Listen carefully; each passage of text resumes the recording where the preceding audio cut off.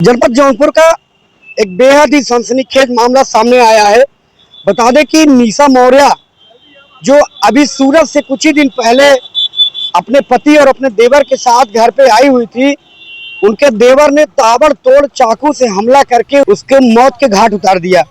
बता दें कि 100 थाने पर आया है, पंचनामा कर पोस्टमार्टम के लिए भेजा जा रहा है। वहीं क्षेत्राधिकारी के द्वारा बताया गया कि उनका जो चचेरा देवर है आदित्य मौर्य, उसकी एक गर्लफ्रेंड थी जिसकी सूचना उनकी भाभी के द्वारा उनकी मां को, लड़की के मां को दी जा रही थी, जिसकी वजह से गुस्साए आदित्य मौर्य ने अपने भाभी को ताबड़तोड़ चाकुओं से मारकर घायल कर दिया। उसके बाद मौके पर ही उनकी मौत हो जाती है। निशा मौर्य का पति पवन मौर्य अपने ननिहाल में आया हुआ था, उसी के साथ में निशा भी थी और उसका देवर भी आदित्य मौर्य साथ में ही था।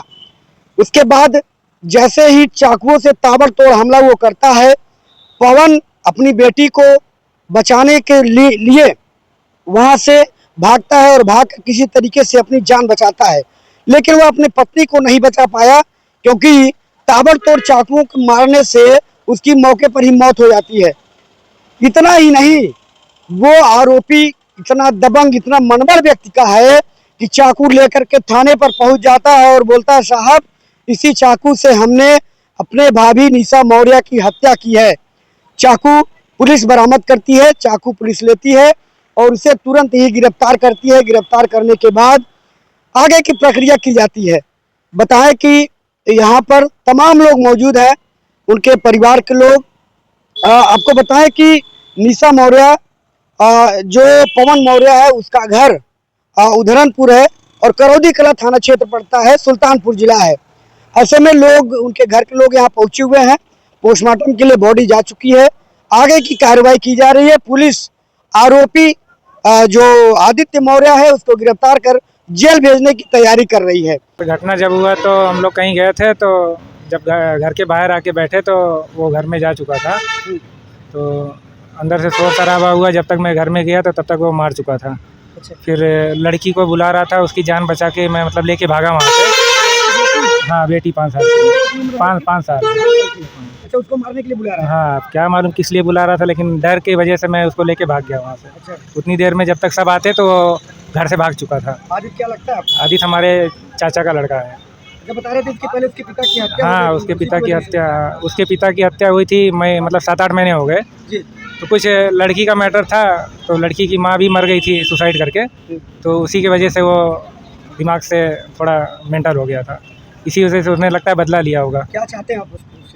प्रशासन से यही चाहता हूँ कि भाई कड़ी से कड़ी सज़ा मिलनी चाहिए उसको। और वो आपके साथ भी सूरत में रहता था? हाँ, सूरत में कभी 3-4 पता नहीं चला महीने। कि वो इस तरीके से नफरत रखता है? नहीं, ऐसा बीच बीच में होता था, तो क्या है, घर की वजह से सब बोलते थे जाने दो लड़का है, लेकिन यहाँ तक अंदर घात बना के बैठा होगा ये नहीं जान पाया कोई। अंतर्गत ग्राम ख्वाजापुर में एक हत्या की सूचना पे थाना प्रभारी खुटहन व इनकी टीम वहाँ पहुँची।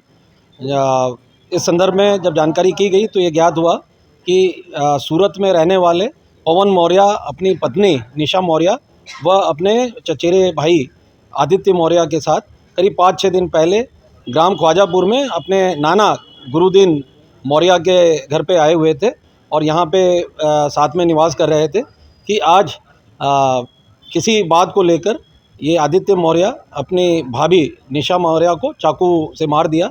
जानकारी की गई उसके बाद तो यह जानकारी प्राप्त हुई कि जो आदित्य मौर्य है इसकी गर्लफ्रेंड मुंबई में रहती थी और जिसके संबंध में जो निशा मौर्य है वो उसकी मां को इसके फ़ोटोग्राफ वगैरह शेयर किए गए थे, जिसकी वजह से पिछले महीने आज ही के दिन 5/1/2026 को उस लड़की की जो माताजी हैं उन्होंने फांसी लगा ली थी मुंबई में, और उन्हीं का बदला लेने के लिए आज ये आदित्य मौर्य ने अपनी भाभी को चाकू मार दिया, जिसकी वजह से उनकी मृत्यु हो गई।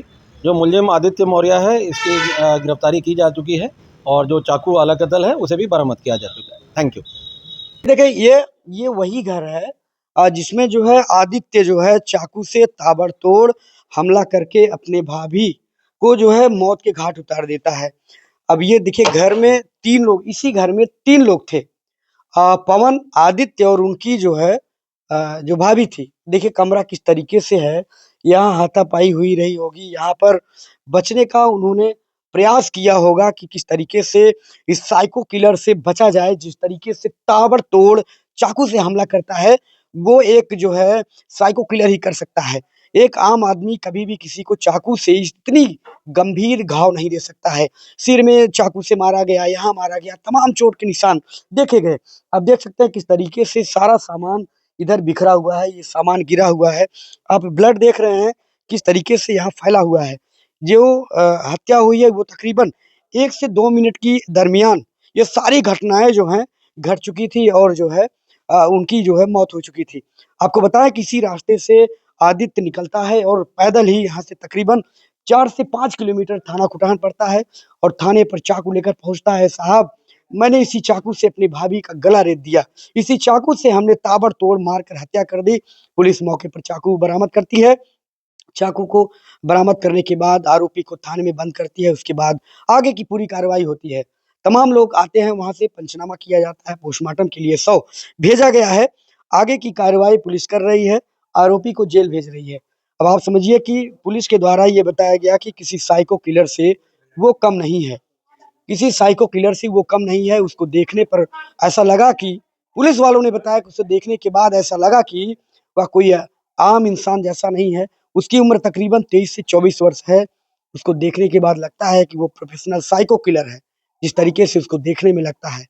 आप सोचिए कि ऐसे लोगों को जो है उनका भाई आज तकरीबन 15 से 20 दिन से साथ लेकर के घूम रहा था। सूरत में तमाम कई महीनों से अपने साथ लेकर के घूम रहा था। सोचिए ऐसे लोग भाई के नाम पर धब्बा हैं। कौन किसको अपने साथ लेकर के टहलेगा? लोग अपने भाई पर विश्वास नहीं करेंगे, भतीजे पर विश्वास नहीं करेंगे। कौन किस रिश्ते पर विश्वास करे, भरोसा करे, ऐन वक़्त पर चाकू से हमला करके मौत के घाट उतार देता है। रिश्तों में धीरे-धीरे अब दरारें पड़नी शुरू हो गई हैं।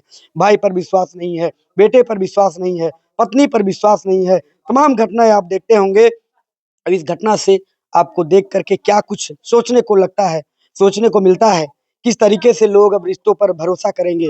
दोस्त दोस्त ना रहा, माता-पिता के बेटे जो है अपने माता-पिता की हत्या कर दे रहे हैं।